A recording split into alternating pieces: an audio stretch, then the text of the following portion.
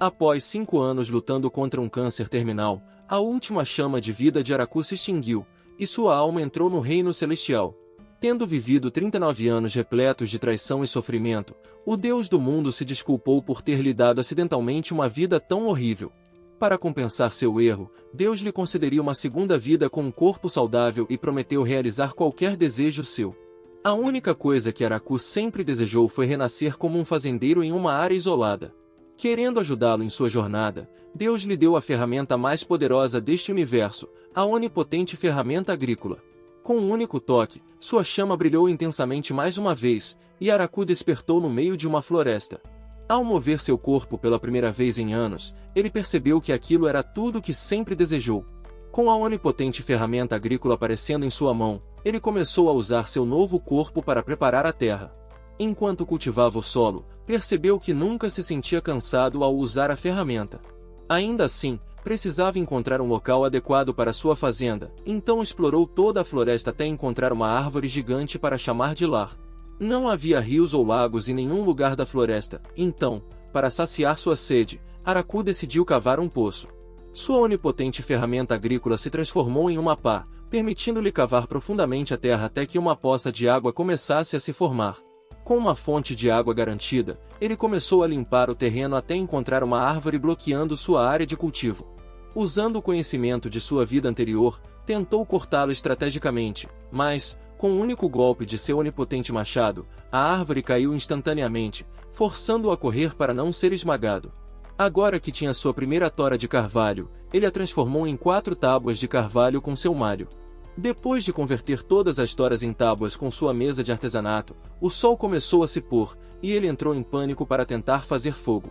Sem lenha disponível, ele passou a noite inteira esculpindo um buraco na árvore gigante. A princípio, pensou que poderia simplesmente construir uma cabana de terra, mas se lembrou de que Newton inventou a gravidade naquele mundo, então não queria se enterrar vivo. Na manhã seguinte, colheu lenha e fez sua primeira fogueira para evitar o mesmo erro. Já fazia mais de um dia desde que começou a limpar as árvores ao redor, mas Araku não sentia cansaço ou fome em momento algum. Esse era o poder de sua onipotente ferramenta. Assim que estava prestes a continuar limpando a floresta, um coelho monstruoso avançou contra ele. Com seu poderoso bastão, ele o derrotou instantaneamente. Enquanto comia os espetinhos, sentiu-se culpado por ter matado o coelho, mas desejava ter um buraco para preparar comida. Desculpe, quis dizer que ele desejava ter um buraco para cozinhar. Após comer, algo precisava sair de seu corpo, então Araku criou um banheiro inovador junto com um abrigo para garantir privacidade. Com tudo finalmente em ordem, ele começou a cultivar a terra e passou o resto do dia se perguntando quais vegetais deveria plantar primeiro. Quando terminou, já era tarde, então decidiu explorar a floresta em busca de sementes no dia seguinte. Mas, pela manhã, a terra já tinha brotos crescendo. Não fazia sentido que as plantas pudessem brotar do nada, e Araku concluiu que aquilo era um efeito colateral de sua ferramenta agrícola. Independentemente da explicação, ele começou a construir uma cerca para protegê-las dos zumbis à noite e cavou um monte de terra para manter os creepers afastados. O processo levou alguns dias, mas, ao finalmente terminar o perímetro, Araku percebeu que as plantas estavam crescendo a uma velocidade incrível. Com a madeira sobrando, decidiu construir uma pequena casa de toras e usou suas habilidades de carpintaria para criar um belo telhado, aumentando o nível de civilização do local.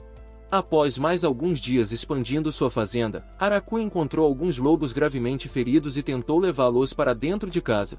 Com a carne que havia sobrado de um javali gigante que derrotou, ele os alimentou, mas logo percebeu que um deles estava prenhe. Quando criança, seu maior desejo era ter um cachorro, então desejou que eles ficassem ao seu lado. Mas a fêmea logo entrou em trabalho de parto. Querendo protegê-los, ele os levou para dentro da casa de toras e fez uma fogueira para mantê-los aquecidos ao anoitecer. Depois de uma longa noite sem dormir, Araku observou 4 filhotes se alimentando da mãe. Para celebrar o nascimento saudável dos filhotes, ofereceu a eles a carne mais saborosa que tinha guardado. Com o passar do tempo, os lobos permaneceram dentro da cabana, então Araku decidiu construir uma nova casa ao lado deles. Quando os filhotes começaram a correr pelo terreno, suas plantas estavam prontas para a colheita, e ele percebeu que os primeiros frutos eram tomates. Ele ofereceu alguns aos seus cães e nomeou o macho de Kiro e a fêmea de Yuki. Após algumas semanas, Araku descobriu todos os segredos de sua onipotente ferramenta agrícola. Ao pensar em batatas, a ferramenta plantava sementes de batata por meio de magia. Ele usou esse truque para cultivar todos os alimentos que sempre desejou. Além disso, qualquer planta cultivada com sua ferramenta crescia muito mais rápido do que o normal. Grato pelo item tão poderoso que os deuses lhe deram, Araku ergueu 2 estátuas em homenagem a eles. Naquela tarde, percebeu que sua dieta estava se tornando repetitiva, então decidiu plantar algumas árvores frutíferas. Elas levariam anos para produzir frutos, mas a espera valeria a pena. Com o passar das semanas, os lobos começaram a crescer chifres e encontraram uma cachoeira a 30 minutos dali.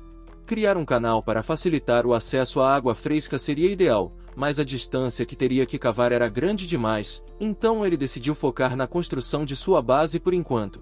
A fazenda crescia constantemente, e ele começou a adicionar uma variedade de plantas, como trigo e cana-de-açúcar, para se sustentar. Mas, conforme os meses passavam, Araku começou a perder a noção do tempo, e o inverno se aproximava rapidamente. Não havia como continuar cultivando nessa situação, e o couro dos coelhos gigantes que caçara cheirava horrível conforme apodrecia. Para se preparar para o inverno, ele começou a armazenar comida e lenha, mas, um dia, Kiro levou até uma gigantesca aranha. Com a seda de sua cauda, ela produziu um lenço com bordados detalhados. Tornou-se uma nova moradora da fazenda e passou a produzir tecidos em troca de batatas. Seja para um casaco para o inverno, uma cama forrada com folhas ou cortinas para bloquear o vento frio, a aranha Zabutin forneceu tudo o que ele precisava. Aos poucos, sua pequena cabana estava se tornando um lar civilizado. E assim, o inverno finalmente chegou. Com a lareira que construiu, Araku conseguiu sobreviver às noites frias. No entanto, apesar de estar se saindo bem, ele começava a se sentir extremamente solitário. Preocupava-se que, ao final do longo inverno, ele esqueceria como conversar com alguém. Quando a primavera finalmente chegou, os filhotes de lobo cresceram e decidiram deixar o ninho, mas, alguns dias depois, voltaram com parceiros. Um deles até derrotou um lobo rival e conquistou a fêmea como um verdadeiro líder. Mas eles não foram os únicos a trazer surpresas. Araku estava impaciente e pediu para Lu se apressar e consumir mais do seu sangue. Ele queria vê-la novamente em sua forma grandiosa. Depois de absorver toda a energia dele, Araku a levou para conhecer sua fazenda. Era a primeira vez que Lu via aquelas frutas incomuns, e ao provar uma delas, achou deliciosa. Ele ficou feliz, pois, pela primeira vez, encontrou alguém que realmente apreciava sua comida. Naquele mundo solitário, finalmente havia alguém com quem poderia compartilhar momentos agradáveis. De volta à sua casa, Araku refletiu sobre como aquele dia tinha sido cheio de surpresas. Ele se perguntou se algo assim voltaria a acontecer. Lu, curiosa, perguntou se poderia visitá-lo novamente no futuro, mas Araku tinha uma ideia diferente e perguntou se ela gostaria de ficar com ele para sempre. Ele não queria que aquilo fosse apenas um encontro passageiro. Para ele, a presença dela fazia toda a diferença. Lu interpretou aquilo como um pedido de casamento e ficou surpresa. Ela não esperava uma proposta tão repentina. Araku percebeu o mal-entendido, mas ao invés de esclarecer, decidiu seguir em frente com a ideia e pediu oficialmente sua mão. Lu sorriu, ainda surpresa, mas respondeu que gostaria de ficar com ele para sempre. A partir daquele momento, os dois passaram a viver juntos, compartilhando suas vidas e descobertas. No dia seguinte, Araku começou a expandir sua fazenda e a construir novas áreas para cultivo. Enquanto observavam as árvores crescendo, o alarme da fazenda soou novamente. Ele correu para verificar o que estava acontecendo e teve um forte sentimento de déjà vu. Ao libertar uma garota angelical presa entre os galhos, percebeu que a história estava ficando ainda mais interessante. Lu tentou se afastar discretamente, mas a garota a encontrou rapidamente. Seu nome era Tia, e ela tinha sido enviada para buscar Lu. Havia uma grande recompensa por sua captura, pois ela era conhecida por suas experiências com misturas alquímicas que frequentemente causavam explosões no reino. Lu admitiu que esse era o verdadeiro motivo de estar escondida na floresta. Ao invés de resistir, Lu fez uma proposta inesperada à Tia, que ela ficasse ali e começasse uma nova vida ao lado deles. Para convencê-la, prometeu mostrar-lhe as plantações e os produtos únicos da fazenda. Araku preparou uma refeição especial, e Tia ficou surpresa com o sabor da comida. Com o passar do dia, eles usaram habilidades mágicas para se limpar e compartilharam mais momentos juntos. Tia começou a se acostumar com a vida na fazenda, mas depois de alguns dias, avisou que precisaria partir por um tempo. No entanto, quando voltou, trouxe um grupo de elfas consigo. Elas explicaram que haviam vagado pela floresta por anos, pois seu povo tinha sido dizimado em uma guerra, e agora buscavam um lugar seguro para viver. Araku aceitou ajudá-las e construiu uma grande casa para acomodá-las. As elfas demonstraram habilidades impressionantes em carpintaria e metalurgia, rapidamente construindo estruturas e forjando ferramentas para melhorar a vila. Como agradecimento, começaram a ajudar na expansão da fazenda. Uma delas, interessada nos campos de trigo, perguntou se poderia fazer pão, revelando possuir um fermento raro. Araku ficou empolgado, e logo o grupo começou a assar pães deliciosos. Com o crescimento da vila e a expansão das plantações, Araku começou a se perguntar a quem pertencia aquela terra. Lu explicou que, tecnicamente, ninguém a reivindicava, mas provavelmente estava sob a jurisdição do Senhor Demônio.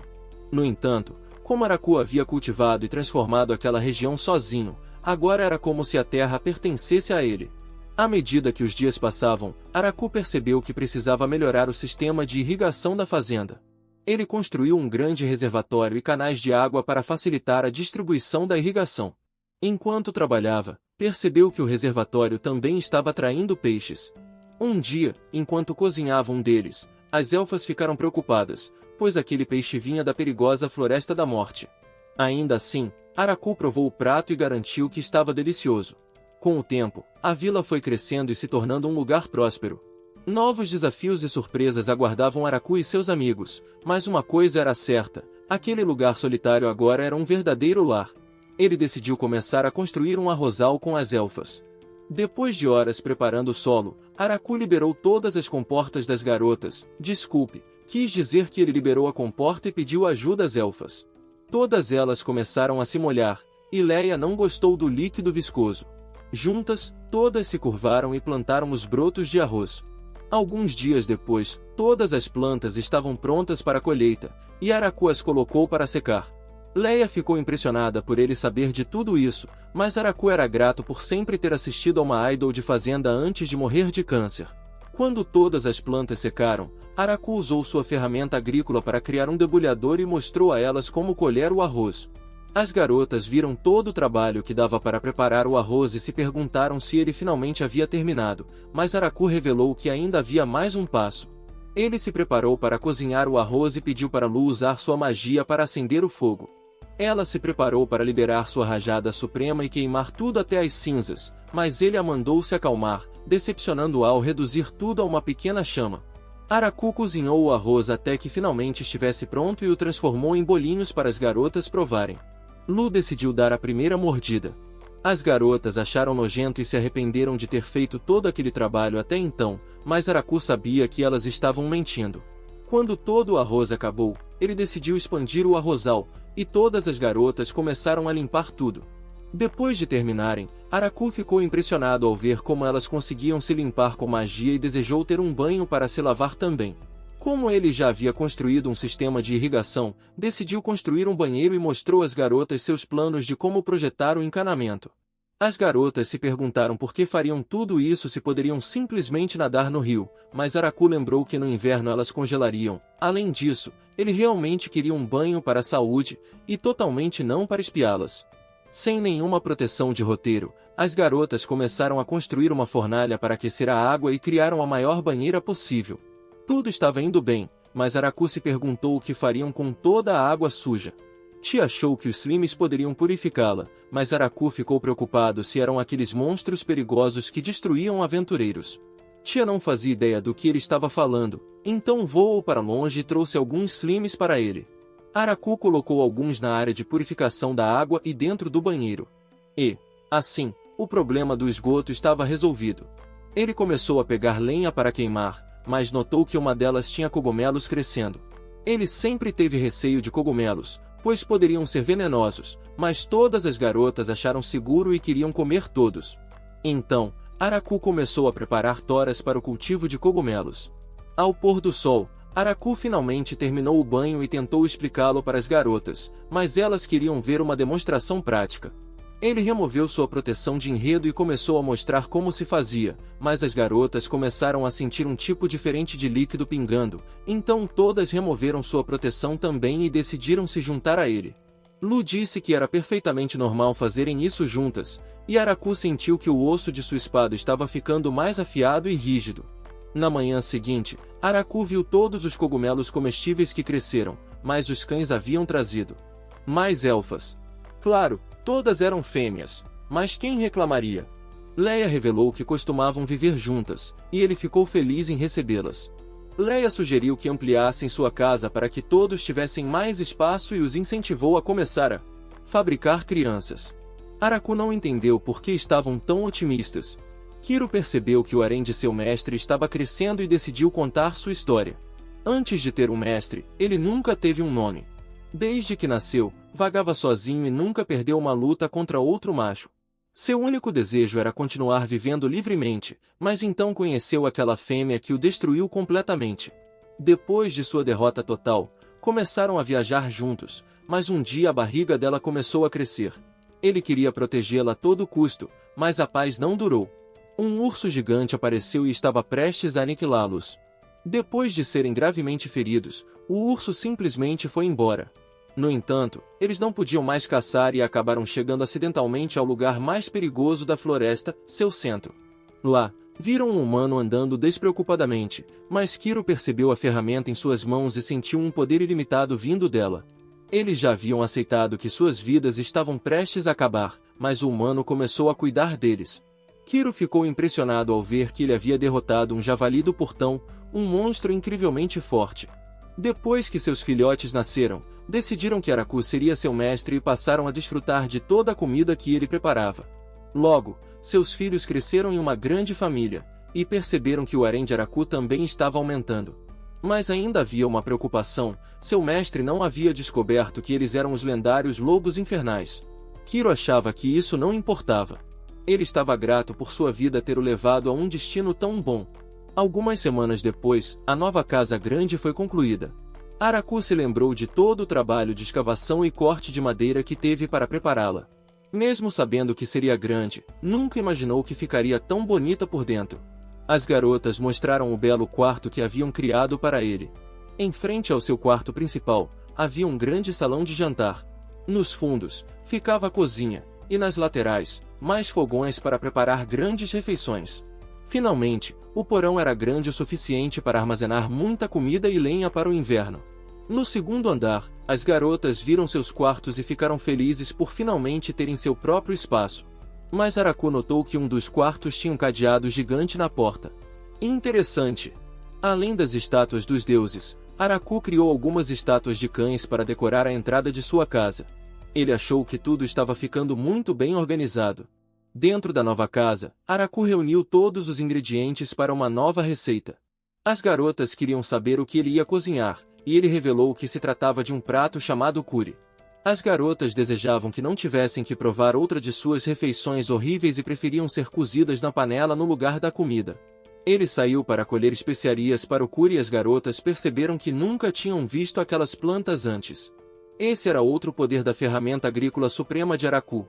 Com ela, ele podia cultivar plantas sensíveis a qualquer clima. Para as especiarias, ele precisaria de cominho, quer dizer, ele precisava de cume. Ele viu que a flor já havia florescido. Para o próximo tempero, ele precisava de cúrcuma, e com a ajuda da magia das garotas, secaram todas as especiarias. Por fim, precisava de coentro e salsinha. Os cães queriam provar, mas quando sentiram o cheiro do coentro, fugiram em pânico. Depois de colher um pouco mais de pimenta do reino, Araku finalmente estava pronto para começar a cozinhar. Mas percebeu que as garotas já tinham se entediado com sua cara feia e saíram da cozinha. Ele se perguntou se Leia seria a única a ajudá-lo, e ela respondeu que seu enredo era melhor que o das outras. Ele ignorou suas insinuações e continuou preparando a refeição. Quando terminou, as garotas se reuniram para experimentar o curry e acharam que parecia um lixo. Mas, ao provarem, perceberam que também tinha gosto de lixo. Mesmo assim, todas correram para pegar mais, e Araku começou a se perguntar se estavam apenas zombando dele. O que ele não sabia era que Fingindo gostar porque precisavam de um tipo diferente de carne, o inverno finalmente se aproximava, e como passariam a maior parte do tempo dentro de casa, Araku passou semanas recolhendo o máximo possível de lenha. Quando o frio chegasse, Zabuti entraria em hibernação no topo da árvore, então Araku lhe entregou algumas batatas e conseguiu cobertores extras para o inverno. Leia estava curvada, como sempre, e ele viu as outras garotas passando uma agulha pelo buraco de sua carne. Não pesquise isso. Hiro e os outros cães não seriam capazes de caçar bem, então estavam fazendo tudo o que podiam para comer as macias tiras rosadas de carne de tia. Com todas as outras necessidades do inverno resolvidas, Araku se perguntou como poderia preservar os vegetais. Então, ele criou uma caixa que seria coberta com um cobertor e permitiria que a neve agisse como um freezer.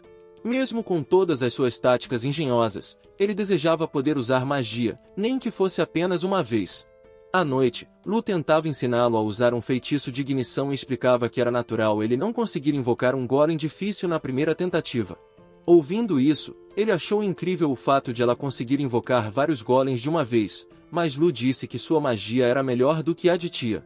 Araku achava todas incríveis por usarem magia, enquanto ele não conseguia fazer nada além de jardinagem.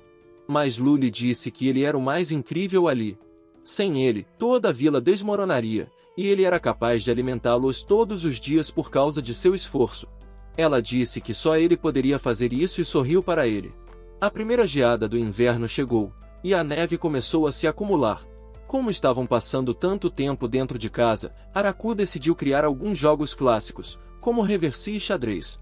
Ele ensinou todos a jogar, e Lu achou que era simples demais para ser divertido, mas tia disse que essas regras simples permitiam desafios complicados. Ele concordou com tia, o que irritou Lu, e então ela desafiou tia para uma partida. 2 horas depois, tia estava prestes a ser completamente derrotada, e Araku percebeu suas mãos tremendo. Mas ela fingiu que suas mãos escorregaram e pediu desculpas, pois teriam que começar tudo de novo. No entanto, tia usou magia para fazer todas as peças caírem exatamente onde estavam antes. Lu disse que era vergonhoso ela jogar como uma criança. Araku foi ver como os outros estavam se saindo. Ele viu 2 garotas jogando reversi pacificamente. Hiro apontou onde seria a melhor jogada possível. Isso o surpreendeu, pois ele não esperava que Hiro entendesse as regras tão bem. Mas ele ficou ainda mais chocado ao ver os outros lobos jogando xadrez corretamente. Embora parecessem fofos à primeira vista, ele sentiu uma aura intensa emanando deles. Lu decidiu jogar contra os lobos, pois tinha certeza de que não perderia. Mas o jogo não terminou bem para ela. Então, os 4 jogaram mahjong, e Araku achou que tinha vantagem por causa das regras complicadas. Ele tentou se vingar de Lu, mas todas as garotas o destruíram completamente. Pobre Araku e Lu, ambos foram esmagados. Após algumas semanas, todos se cansaram dos jogos de tabuleiro, então Araku criou um equipamento de boliche. Mesmo sendo um jogo simples, todas as garotas gostaram, e assim os dias de inverno passaram lentamente. A geladeira criativa que ele criou funcionava bem, permitindo que aproveitassem sua comida deliciosa até que a neve derretesse e a primavera chegasse. Mas enquanto tentava aproveitar a temperatura mais quente, Zabuti soou o alarme para alertá-los sobre um monstro gigante se aproximando. Araku olhou para o céu e viu um enorme dragão voando em sua direção. Mas tia lhe disse que não era um dragão, era um viver. O viver rugiu no céu e começou a preparar um sopro de fogo para destruir a árvore. Tia mal conseguiu bloquear o ataque, mas algumas chamas ainda atingiram o solo, e Leia correu com os outros para apagá-las. Araku se perguntou o que poderia fazer naquela situação e desejou poder proteger a todos de alguma forma. Quando cerrou os punhos, uma lança apareceu em sua mão. Ele a apontou para o céu e a lançou com toda a sua força. A lança atravessou a defesa do viver, rasgando suas asas. O monstro tentou recuar, mas Araku lançou outro golpe direto no peito do viver, fazendo despencar na floresta. Ao encontrar o corpo do monstro, Araku se perguntou se alguém o havia enviado de propósito para atacá-los. Mas como Viverna eram criaturas raras e valiosas, tia achou que era apenas um monstro selvagem agindo sozinho. Ele considerou o evento apenas um incidente infeliz, mas se perguntou se poderiam comer sua carne. Tia explicou que carne de viver era uma das iguarias mais raras do mundo. Araku preparou bifes de viver e fez um ensopado com a carne do rabo. Todas as garotas disseram que essa foi a primeira vez que ele cozinhou algo realmente bom, e ele ficou feliz por finalmente impressioná-las. Lu ainda achava algo estranho e se perguntou se Tia seria capaz de se defender de um ataque da lança de Araku. Mas Tia admitiu que seria impossível, já que a lança conseguiu romper a barreira de um viver. Araku perguntou do que estavam falando, achando que era porque ele não havia tirado todos os ossos da carne. Tia riu e disse que não era nada, que não estavam falando sobre comer o osso dele. Enquanto isso, no reino demoníaco, os superiores receberam a notícia de que um viver havia sido derrotado. Eles sabiam que normalmente seria necessário um exército inteiro para derrubar um, mas o conde confirmou que era verdade. Os generais entraram em pânico e ficaram apavorados com o ocorrido, um deles até cogitou se demitir.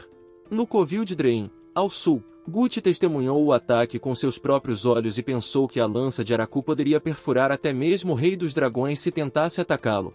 Na manhã seguinte, Araku sentiu que ainda faltava algo em suas refeições, suco de uva. Ele reuniu todas as elfas para colher as uvas, e para extrair o suco, construiu um mecanismo para que pudessem pisar nas frutas. Tia e Leia afundaram os pés nos cachos, esmagando-os até que o líquido pegajoso escorresse. Mas acabaram escorregando e caindo uma sobre a outra, ficando cobertas pelo suco viscoso. Tentaram encontrar um ritmo para pisar melhor nas uvas, e uma das elfas sugeriu que cantassem uma música, como faziam antigamente. As uvas foram espremidas e Tia convenceu Lu e Araku a se juntarem à atividade. Passaram o dia todo extraindo o suco, e então deixaram o fermento agir nos barris para iniciar a fermentação. Araku se perguntou se haviam produzido o suficiente. Enquanto isso, o deus do mundo mostrou a outro deus como Araku estava se divertindo e implorou por perdão. Mas o deus da agricultura o repreendeu, lembrando que ele havia tirado a vida de um humano inocente e o enviado para as profundezas da Floresta da Morte. Não só isso, mas ele também havia lhe dado a lança sagrada Grime, disfarçando-a como uma ferramenta agrícola. Normalmente, essa lança sugaria toda a energia vital de uma pessoa e a mataria instantaneamente, mas o deus percebeu que Araku era tão saudável que podia regenerar sua energia vital rapidamente. Mas, mais do que isso, ela se perguntou por que a estátua dela no vilarejo era a de um velho. Como punição, ela decretou que ele ficaria sentado assim por 300 anos. Certo dia, Zabutin soou o alarme novamente, e Araku sentiu um déjà vu. Lu reconheceu a garota que chegou. Era sua irmã, Flora. Flora explicou que estava fugindo de um anjo negro de coração perverso e nojento. Tia pediu que ela repetisse aquilo. Araku a convidou para ficar, mas Flora teve dificuldade em acreditar que aquele bastardo feio era o marido de sua irmã. Assim como as outras garotas, Araku preparou um jantar bem substancial para ela, mas ela adora o líquido branco e suave. Ele diz que é apenas tofu feito com molho de soja que passou por fermentação, mas ela não entende o que essas palavras significam. Ficou claro para Araku que ela não faz ideia de que há micro-organismos que causam a fermentação neste mundo. Então, Flora tenta pesquisar sobre isso e acha que isso resolveria muitos problemas. Depois de ficar alguns dias, Flora decide partir e retorna um mês depois. Junto com ela, trouxe um exército inteiro de empregadas e diz a Araku para usá-las da maneira que quiser. Isso não é justo. Tia percebe que é a única que não trouxe muitos de sua própria espécie. Para se manter competitiva, voou para longe e retornou naquela noite com outras 3 anjas e um exército inteiro de homens lagartos, junto com todos os novos cidadãos que ela trouxe, incluindo galinhas. Araku fica feliz ao ver que aquele lugar está se tornando mais civilizado. As empregadas pertencem a uma raça de ogros e ajudaram com todas as tarefas domésticas. No entanto, ele percebeu que nenhuma delas sabia cozinhar, então começou a ensiná-las a preparar diversos tipos de refeições. Ao verem a comida saborosa, as empregadas começaram a experimentar com as carnes, tentando preparar as melhores refeições possíveis. Por outro lado, as 3 anjas de Tia começaram a patrulhar a floresta para mantê-la segura, e os homens lagartos começaram a cuidar do trabalho pesado para acelerar a construção. O líder deles usava um lenço para que os aldeões pudessem distingui-los, e Araku percebeu que aquele lugar estava começando a crescer de forma exponencial. Falando no diabo, Ria chegou e disse que trouxe o resto dos elfos que estavam vagando pela floresta. O cozinheiro se perguntou onde estavam os homens, mas ela explicou que todos morreram convenientemente na floresta, mas que estava tudo bem, pois agora poderiam começar a fazer mais homens. Alguns dias depois, Araku pediu que todos os representantes se reunissem e pediu desculpas por chamá-los de repente. Como aquele lugar estava crescendo e cada vez mais pessoas estavam se mudando, estava começando a se parecer com uma vila, então ele queria ajuda para escolher um nome. Uma das empregadas sugeriu nomear o lugar com o nome da floresta, mas com o nome Floresta da Morte. Araku achou que isso soaria como uma cidade fantasma. Zabutin apontou para a porta e Araku a abriu, vendo a enorme árvore no centro da vila. Foi então que ele nomeou aquela vila como a Grande Vila da Árvore.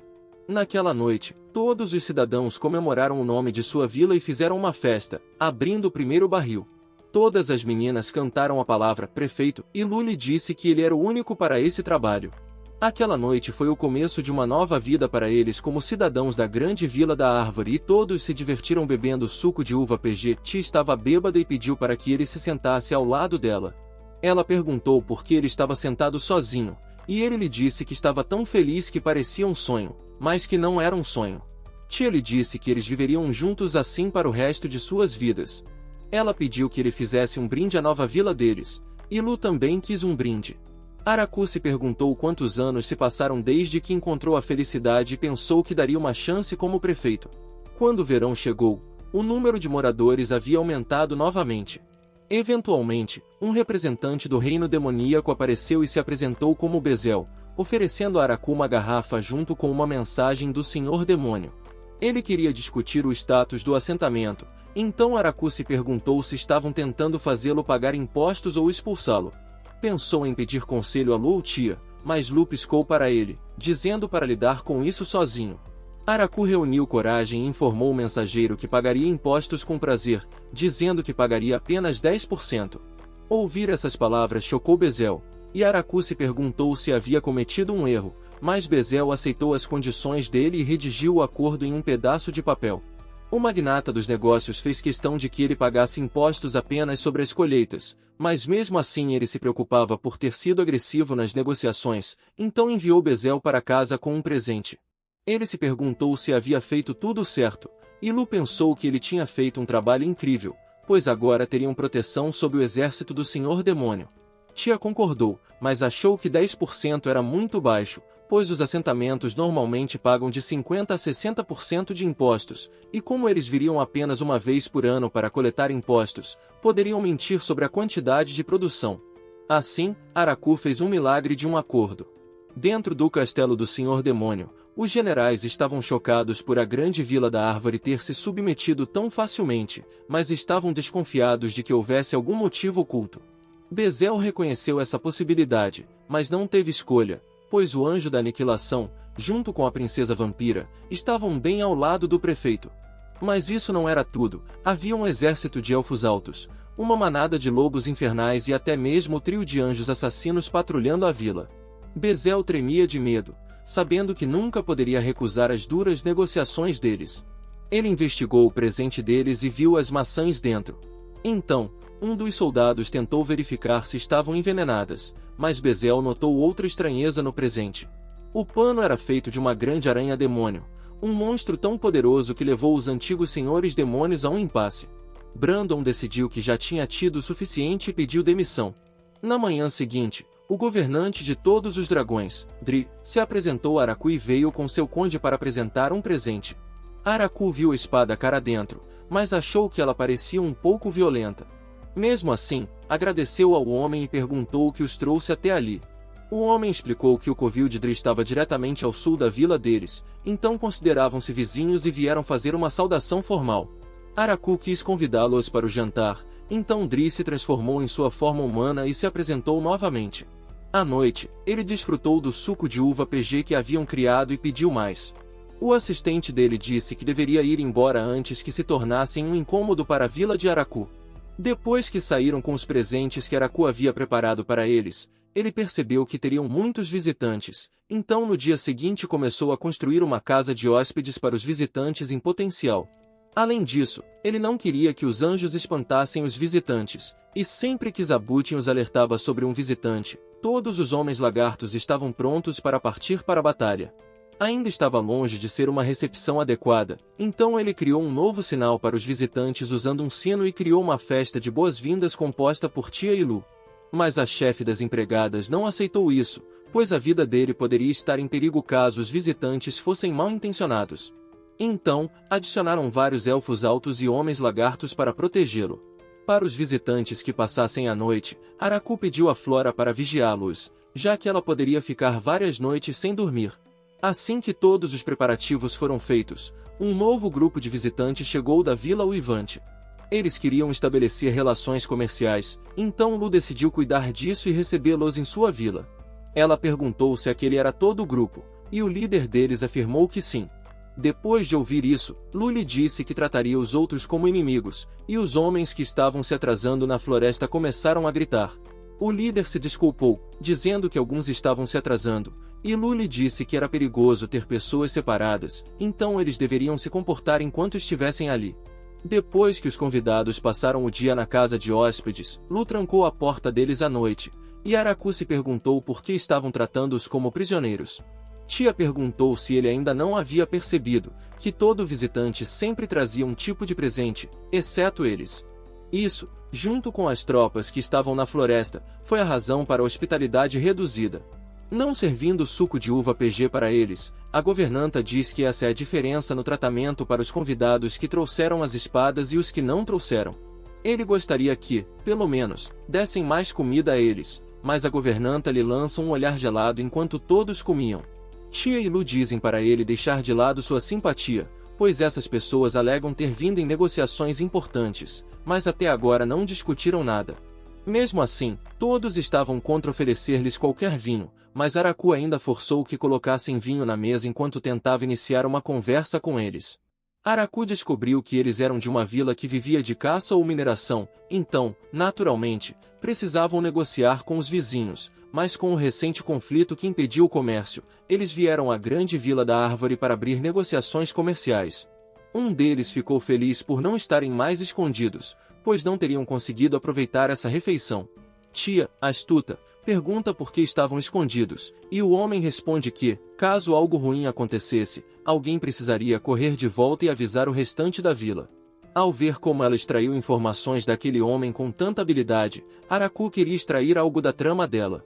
Eventualmente, o líder começou a negociar o acordo comercial. Sem nenhum deles ter moeda, queriam poder negociar bens físicos. No entanto, como sua vila ficava bem distante e a grande Vila da Árvore estava localizada em um dos lugares mais perigosos, eles perguntam a Araku se seriam eles mesmos que teriam que fazer a longa viagem até a vila.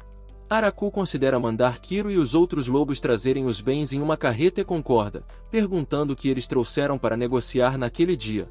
O homem lhe mostra os utensílios de prata e os trabalhos em vidro que produzem com os carvões, e Araku pensa que seus bens poderiam melhorar muito a qualidade de vida deles.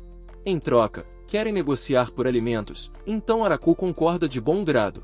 Esse foi o início da relação comercial deles, e antes de saírem, o líder pediu desculpas por não trazer um presente ao visitar sua vila, pois nunca tiveram esse costume. Ele promete trazer algo na próxima vez, mas pode não ser algo luxuoso, já que sua vila é pobre. Araku então lhe diz que o tamanho não importa, o que vale é o coração. Quem diria que o professor de física quântica teria uma pequena persuasão em sua segunda vida?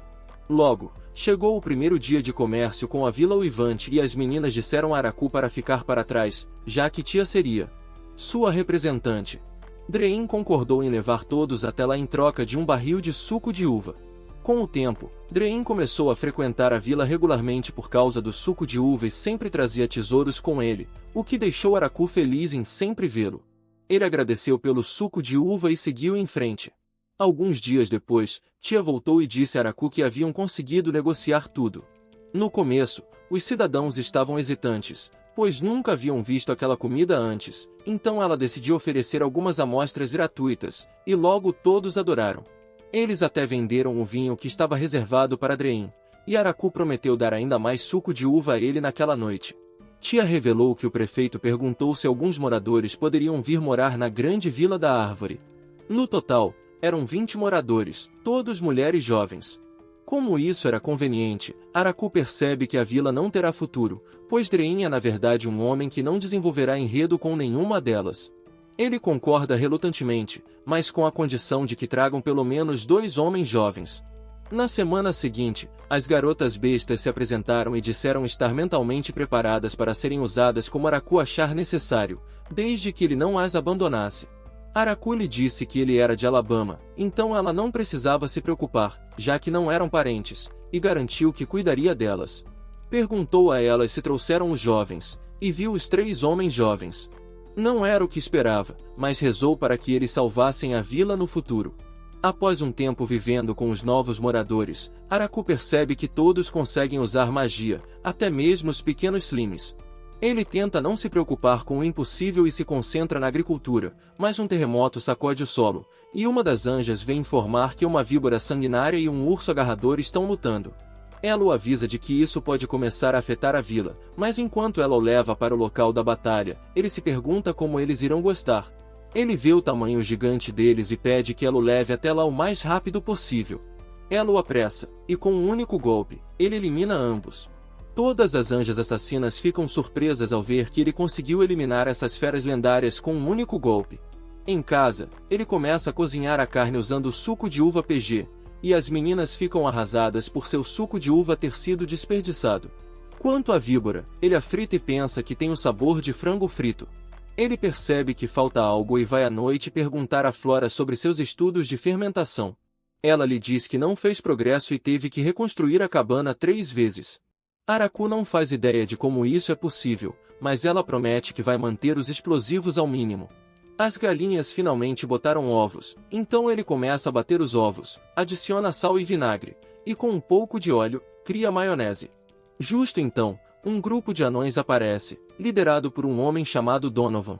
Eles ouviram falar do suco de uva PG e pedem desculpas por não terem dinheiro, mas têm a tecnologia necessária para criar as melhores bebidas russas usando destilação. Ele dá a Araku uma nova forma de smoothie, e Araku pensa que essa bebida é mais forte do que o que seu pai costumava fazer com ele. O grupo de Donovan acaba ficando na vila para criar mais smoothies de suco de uva PG, e assim Araku organiza uma festa para dar as boas-vindas às mulheres bestas e aos anões que se juntaram à vila. Grimm está de volta, mais uma vez bebendo, e Lu fica feliz que ele esteja tornando a vila rica sozinho. Sua assistente o amarra e o arrasta para longe, e o anão agradece a Araku por tê-los acolhido. Enquanto bebia, Araku percebe que finalmente há um homem mais velho além dele ali, então ele tenta perguntar a ele se alguma das garotas chamou sua atenção. O homem anão pensa que todas são bonitas, mas ele prefere mulheres com barbas cheias. Araku percebe que essas mulheres podem acabar vendo sua pequena persuasão após tudo. Na manhã seguinte, um dragão voa diretamente em direção à vila, e Araku tenta eliminá-lo antes que cause problemas, mas Drein vem para derrubá-lo. Um terceiro dragão aparece com uma aura ameaçadora, então Araku lança sua lança para salvar Drein no último segundo. O dragão mal desvia, mas o assistente de Drein o avisa de que não são inimigos. Surpreendendo Araku, ele apresenta as 2 novas mulheres. Elas são a filha de Drein, Lastus Moon, e a mamãe leiteira Grafalon. E Araku pensa que quer brincar com esses balões como um babuíno. Araku pergunta a Drein por que sua esposa e filha estão ali, e Drein tenta explicar a situação. Ele tem saído secretamente de sua casa à noite, então mamãe leiteira estava preocupada que ele tivesse uma amante. Drein tenta explicar que tudo isso envolve política de alto nível, e mamãe leiteira acredita que todas as suas suspeitas estão finalmente confirmadas. Drein implora para que não cheguem a conclusões precipitadas, já que ele também tem uma pequena persuasão e nunca teria coragem de ter um caso assim. Araku se desculpa por piorar a situação, mas Drein diz que não foi culpa dele e pede que se desculpem. Lastus Moon pede desculpas por quase incendiar a vila, e mamãe leiteira pede desculpas por quase queimá-lo até a morte depois que ele apontou sua lança para sua filha. Araku fica feliz que tudo tenha se resolvido no final, e depois que saiu, Drein perguntou à esposa se ela entendia o que ele tem feito o tempo todo. Apesar da falta de números, a lança de Araku sozinha pode derrubar todo o reino deles. Ela não teria conseguido desviar da lança se não fosse por Zabutin, um velho amigo dela. Por fim, ela lhe diz que lhe dará uma tarefa muito importante, ela ficará morando nesta vila por um tempo.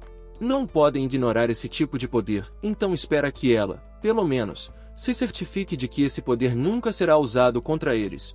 Dry a questiona, perguntando se tem certeza disso, mas Mami Milkers acha que esse é o melhor resultado para Last. Araku a recebe calorosamente na vila, mas logo percebe que ela é poderosa demais, e até seus espirros derrubam todo o progresso que ele fez. Ele se pergunta para que dragões podem ser úteis, então Tio lembra de que dragões como Dream tendem a ser muito sábios e conhecedores. Araku acha que ela seria boa para relações diplomáticas. Na próxima vez que Beazel os visitou, viu Last e a reconheceu instantaneamente. Ela era a famosa e insana dragão da destruição. Ela perguntou o que o trouxe ali, e ele tentou pedir por laranjas, mas ela lhe disse que estavam fora de estoque. Então ela tentou convencê-lo a comprar algumas morangos. Beazel apenas se ficou olhando, observando seus chifres, e disse que levaria 10 caixas do que quer que fosse que ela estivesse oferecendo. Ela preparou o pedido e perguntou se ele gostaria que ela contasse as caixas, mas a única coisa que ele estava contando eram os minutos até desaparecer, como seu pai quando foi buscar leite. De volta ao castelo demoníaco, os outros generais ficaram surpresos ao saber que Last, a poderosa dragão, estava entre eles. Agora, eles pensaram em espioná-los, mas logo perceberam que não teriam muitas opções.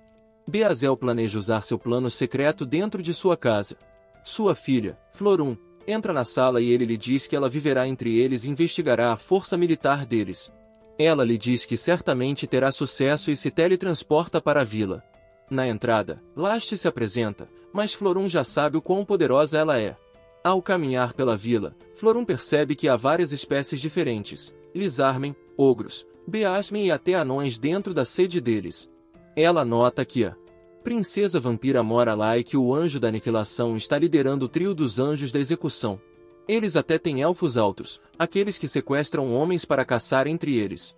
Com todos esses seres por lá, já quase não há chance de sua força militar vencer. No entanto, depois de ver os lobos infernais e as aranhas demoníacas agrupadas, toda a confiança dela desaparece. Usando os gráficos que desenvolveu, ela percebe que o prefeito é o único que resta e ele deve ser mais poderoso que todos os outros. Ela se pergunta o quão forte esse homem pode ser, mas quando vê Iraku passando, se pergunta por que um ser tão fraco mora na vila. Ele pergunta se ela está perdida, mas ela lhe diz que não precisa de um humano fraco se preocupando com ela. De volta à vila, Last conta que acabou de conhecer o prefeito. Ele pode ser humano, mas pode derrotar sua mãe. Florum fica surpresa, pois foi extremamente rude com ele. Com os dias passando e ela morando entre eles, Araku percebe que ela está se aproximando de Last, mas se pergunta por que ela é tão estranha perto dele. Um dia, os slimes começaram a se multiplicar e, eventualmente, um deles começou a devorar todo o suco de uva. Todas as meninas estavam prontas para executar o slime e começaram o primeiro julgamento, declarando o culpado. Araku se sentiu mal pelo slime e tentou deixá-lo ir, e ele começou a aparecer durante seus banquetes. Afinal, um slime fofo não deveria ser um problema. O outono chegou, e enquanto Araku aproveitava toda a comida, desejava poder comer alguns frutos do mar junto com a refeição. Florum lhe diz que, se ele quiser acesso ao oceano, tem 100 garotas prontas para abrir seus portões e oferecer seu peixe fedorento. Desculpe, queria dizer, se ele quiser acesso ao oceano, pode viajar até o porto ao sul da vila para negociar produtos do mar. Last se oferece para voar até lá e o resto das garotas a acompanha. Elas decolam e Araku fica contente que há pessoas que estão aproveitando sua comida tanto assim. 3 dias depois, um comerciante da cidade oceânica voltou com Last e lhes mostrou todos os produtos do mar que ele tinha para oferecer. Ele veio cumprir 3 objetivos principais. O primeiro era cumprimentar adequadamente o prefeito da vila, o segundo era começar as negociações comerciais e o terceiro era se tornar o oficial representante comercial desta vila. Com seus anos de experiência, ele poderia ajudar a Vila da Grande Árvore a multiplicar seus lucros várias vezes. Então, as meninas decidiram analisar sua proposta. Após um longo dia de negociações, o comerciante estava pronto para partir e estava animado para discutir o comércio de suco de uva da próxima vez, mas Last não estava disposta a deixar isso acontecer. Araku pensa que é ótimo que haverá um profissional lidando com os negócios deles, e Lu acha ótimo que estarão recebendo mais valor. Enquanto viajava para casa, o comerciante deu uma olhada na grande Vila da Árvore e Música quando as meninas chegaram ao escritório de Michael. Ele quase as expulsou, porque não tinha tempo para lidar com elas. Mas sua intuição de comerciante lhe deu uma sensação estranha que ele não pôde ignorar. Ele viu Florum entre as garotas e sabia que sua cabeça teria rolado se a ignorasse. Ele se pergunta quem era a outra garota, e ela se apresenta como Lastus Moon, a dragão insana. Com as duas sendo tão proeminentes e perigosas, os riscos podem superar os benefícios de negociar com elas, mas ele não pôde ignorá-las. Elas o levam até os produtos que trouxeram e ele vê-os lisarmem, pensando que estava prestes a entrar em uma conversa absurda. Ao descobrir o que estava sob o pano, ele vê as frutas raras que estavam circulando pelo reino e sabe que cada uma delas pode ser vendida por várias moedas de prata. O quanto ele poderia lucrar supera os riscos, e ele começa a discutir os produtos oceânicos que pode fornecer a eles. Esta é sua chance única na vida, então ele pergunta onde eles entregarão os produtos. A vila deles fica na Floresta da Morte, e Last o levará lá. Ele pondera se sua vida vale o dinheiro, e ao longo do caminho, ele encontra os 3 grandes dragões e os anjos da aniquilação, junto com seu exército. Pelo menos o prefeito parecia normal, ele pensou, mas a princesa vampira se mostrou, e quando Last gritou com ele por querer o suco de uva, ele perdeu toda a confiança que tinha. Embora tenha conseguido sobreviver e fazer o maior acordo de sua vida, seu corpo antigo não aguenta mais isso. À noite, Araku prepara os novos frutos do mar que coletou e os distribui para todas as meninas. Na manhã seguinte, outro dragão apareceu, e ele se perguntou o que aquele dragão estava fazendo.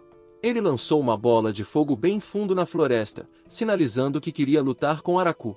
Ele preparou sua lança e errou o arremesso, mas tudo não passava de uma armadilha para enganar o dragão. Dentro da floresta, ele encontra outra louca e se pergunta por que ela estava tentando queimar a floresta. Drive voa até ele e pede para esperar, tentando explicar a situação. Seu nome é Arukan, e ela é a irmã mais velha de Drein. Ela tenta lhe dizer que foi culpa dele por tentar casar Last. Araku se pergunta o que eles querem dizer, e Arukan diz que Drein queria casá-la com o prefeito, mas Drein acha que foi apenas o suco de uva que o fez dizer essas coisas. Depois de descobrir que sua sobrinha estava se casando, ela quis vir ver o quão forte o prefeito realmente era. Afinal, ela acha injusto que uma garota 900 anos mais jovem que ela se case primeiro e quer que Araku aperte o plano dela já. Então, Araku aperta sua cabeça e lhe diz para se ajoelhar. Desculpe, quero dizer, ele a faz brincar com sua tora. Desculpe, quero dizer, ele quase penetrou seu corpo com sua lança. Desculpe, quero dizer, você sabe o que, nunca mente. Apenas spam os comentários dizendo hip o slime. Não consigo parar de chorar. Os falsos fãs nunca vão esperar.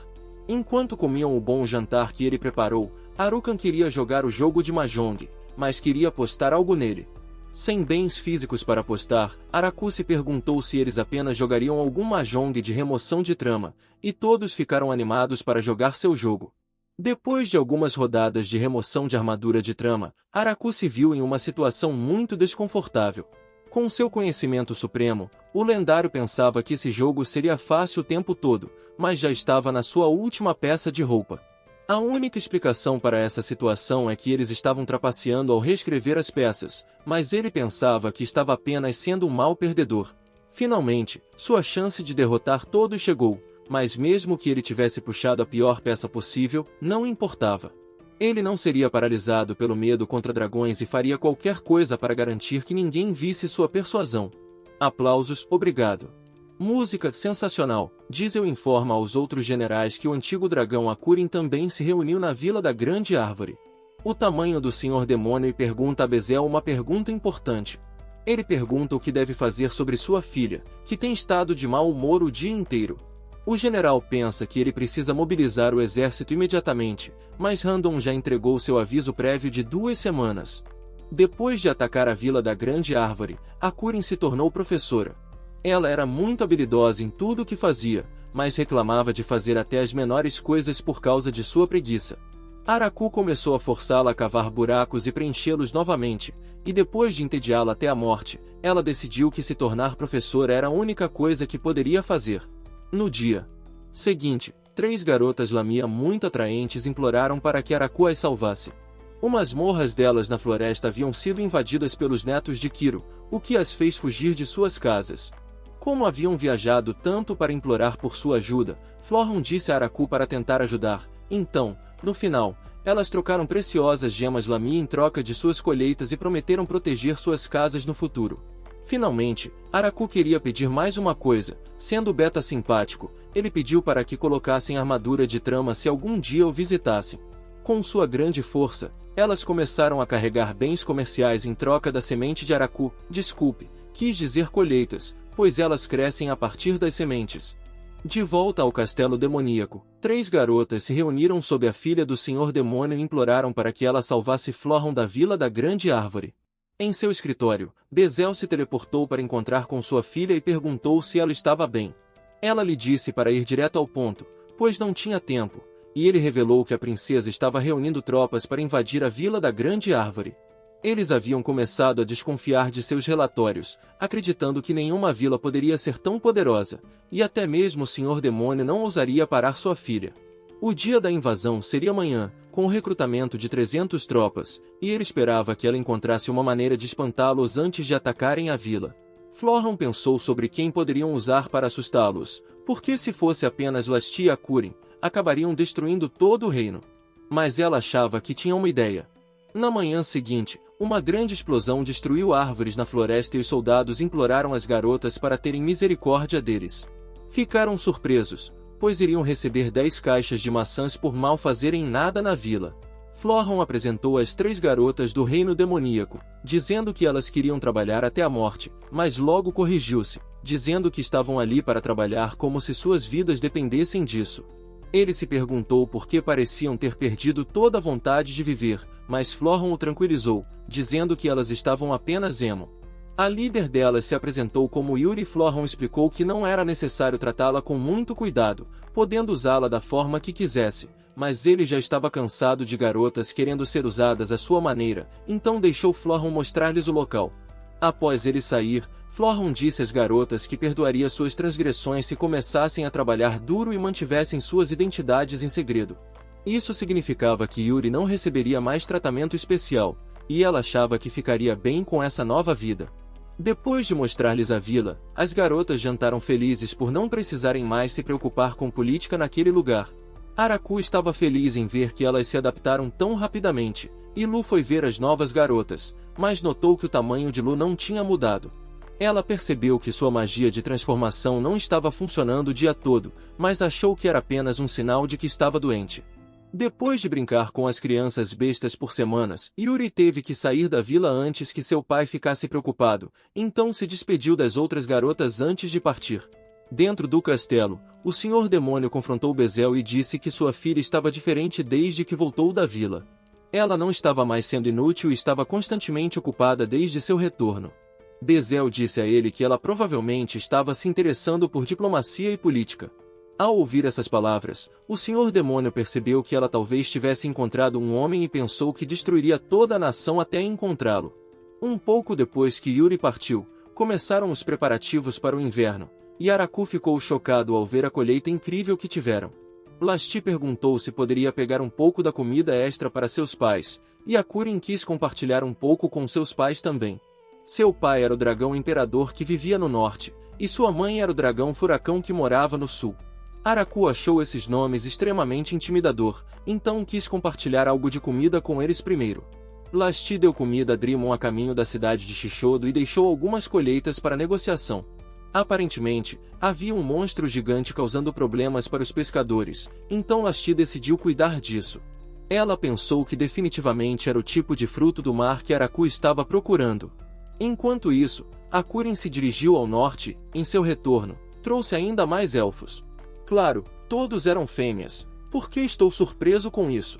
São elfos da montanha, mas está ficando mais difícil para eles encontrarem comida ultimamente.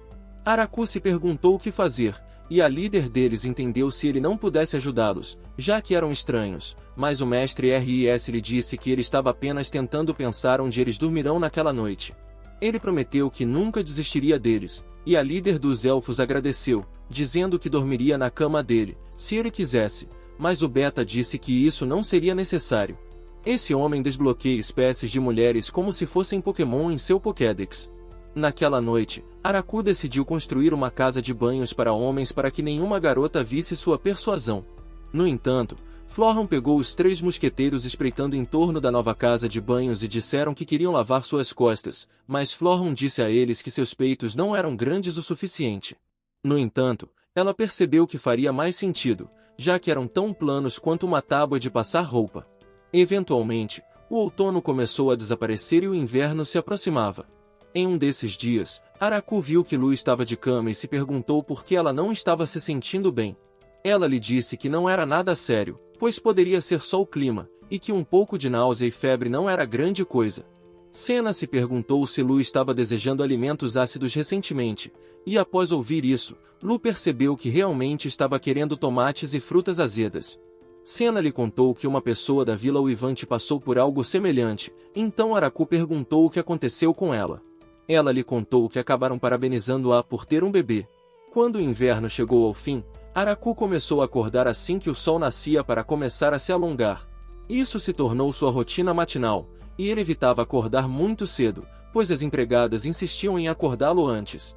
O slime conseguiu se esgueirar para dentro de outro barril de vinho, e as mulheres da vila estavam prontas para uma execução pública mais uma vez. Ele descobriu que as pessoas não estavam acostumadas a ter uma refeição durante a tarde, mas ele não queria que trabalhassem o dia todo em uma única refeição, então ele começou a servir o almoço para eles depois de terminar a sua refeição. Araku queria iniciar um novo projeto e começou a plantar todos os tipos de rosas e flores, para que sua aldeia ficasse um pouco mais civilizada. Além disso, ele havia começado a criar móveis e brinquedos para as crianças, apesar de nunca ter tido experiência em construção.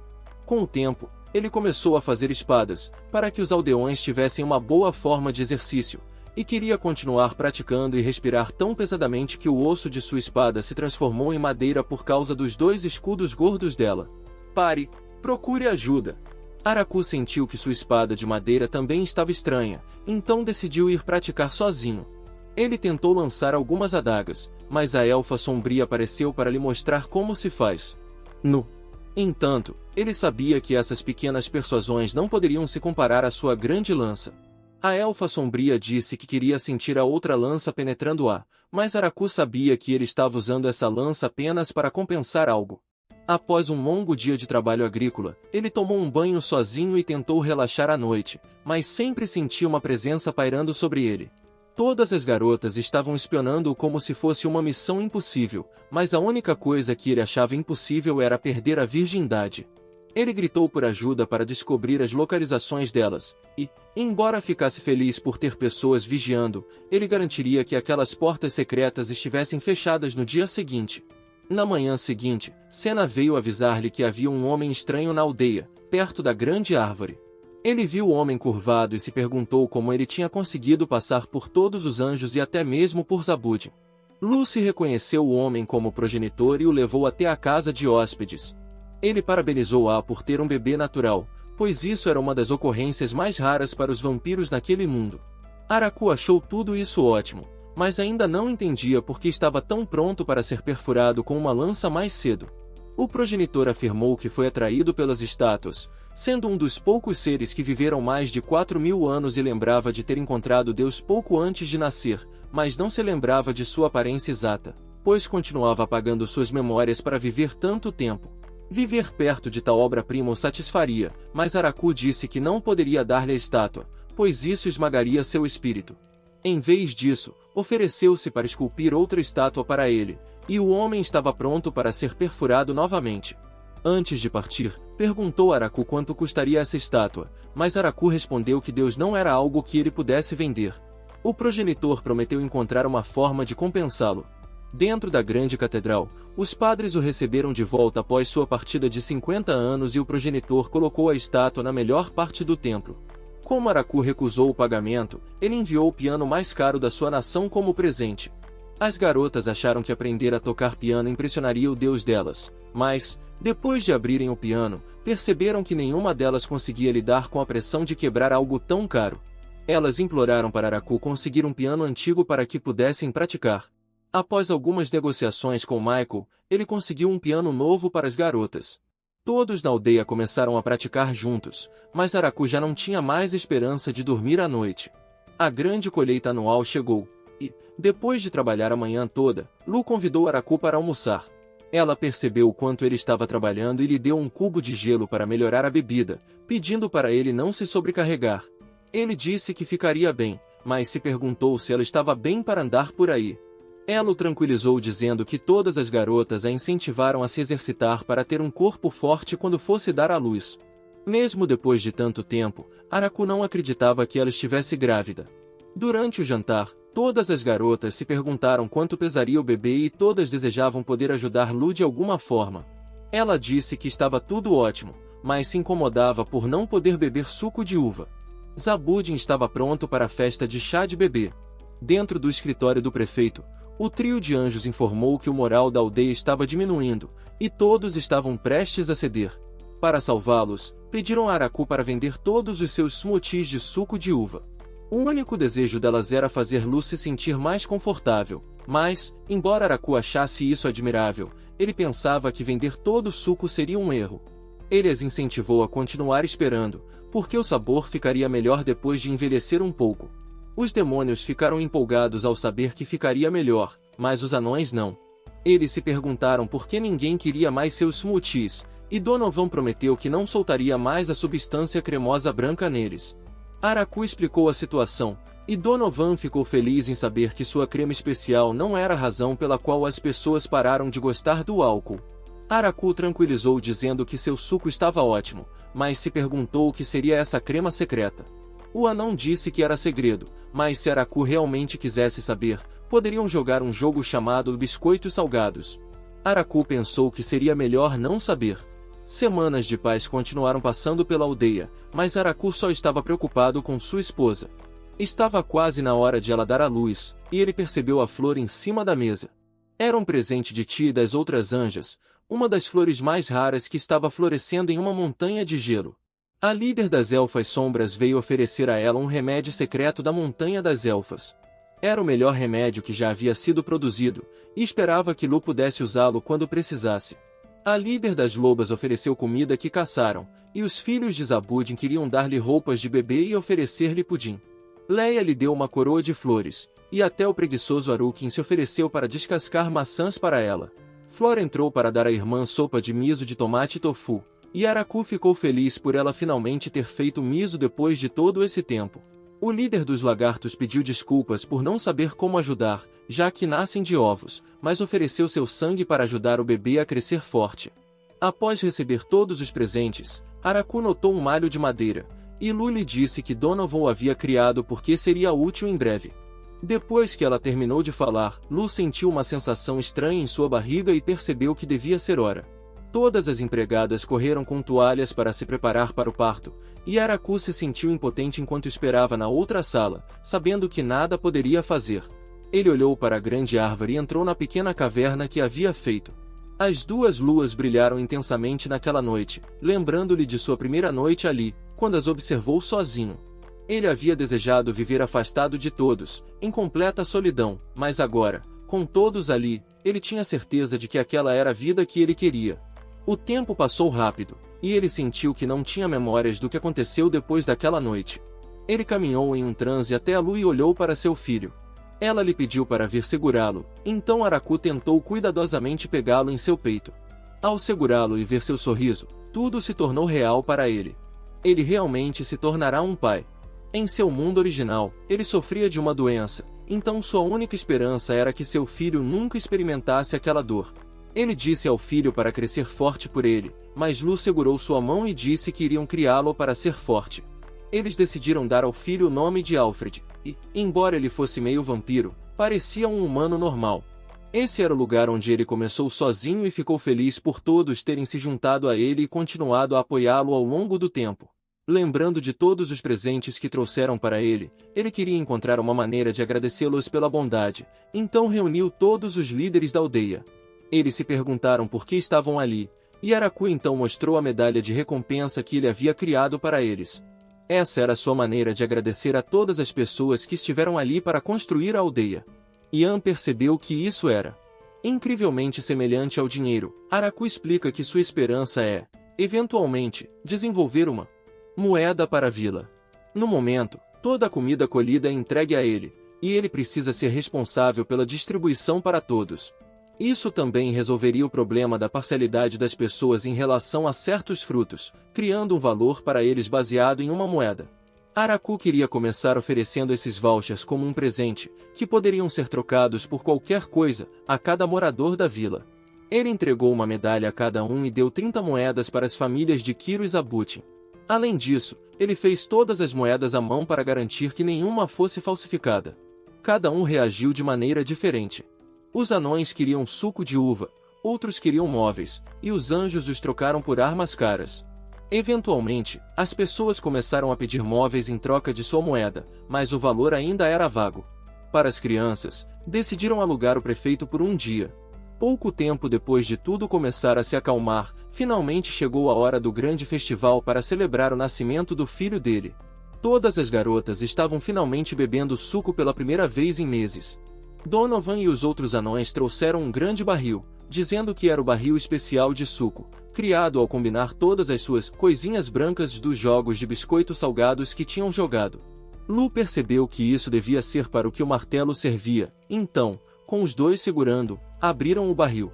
Araku nunca imaginou que estaria abrindo um barril para celebrar algo tão divertido, então disse a todos para beberem por conta da casa naquela noite. Grimm estava de volta ativa, mas o seu contador queria transformar isso em 50 tons de cinza. Todas as garotas aproveitaram o suco, e Donovan perguntou a Araku se ele gostava dessa nova receita secreta. Lu disse que não podia beber nada, pois agora tinha os seios de mamãe, e Donovan pensou que todo o seu plano tinha sido arruinado. Ele havia planejado roubar a esposa do prefeito, mas teve uma ideia. Pediu para que engarrafassem o suco para que pudessem beber depois, mas Araku achou que seria ótimo engarrafar para daqui a 20 anos, para que todos pudessem aproveitá-lo quando o filho dele tivesse crescido e Donovan já estivesse morto. Durante todo esse tempo, Araku já tinha percebido o plano do anão. Ele sabia que a substância branca secreta de Donovan impregnaria qualquer um que a bebesse, mas, por ser tão submisso, Araku queria deixar que ele engravidasse todas as elfas da vila com esse drink, para que o deixassem em paz. Donovan percebe que se ferrou e corre para avisar a todos para pararem de beber. Araku fica satisfeito por finalmente ter terminado com tudo isso. O reino demoníaco soubera do nascimento do filho de Araku e queria parabenizá-los. A vila deles cresceu demais, então acreditavam que o único plano a seguir seria casar Yuri com alguém da vila. Michael havia recebido notícias sobre o nascimento e queria enviar os maiores presentes para continuar tendo uma relação longa e benéfica. Tia descobriu que havia muitas pessoas ainda vagando pela floresta em busca de um lugar para morar, e o reino de Ryan, junto com o reino demoníaco, recentemente recebeu muitos refugiados que precisavam de abrigo após a guerra. Ao todo, eram mais de 100 pessoas, e Araku percebe que a vila atual provavelmente não teria espaço suficiente para todos. Então, Lu sugeriu a solução perfeita, criar uma segunda vila para todos eles, e Tia achava que a vila da árvore de uva seria ainda melhor. Afinal, aquela vila os havia salvado, então queriam fazer tudo o que fosse possível para salvar outros no futuro, da mesma forma que foram salvos. Todos viveram felizes para sempre, até que Araku executou o pobre e velho Donovan. Se você se sentiu mal por Donovan, exploda este vídeo com curtidas para mostrar suas condolências. Assista a este vídeo a seguir. Até a próxima, meus queridos mestres da trama lendária.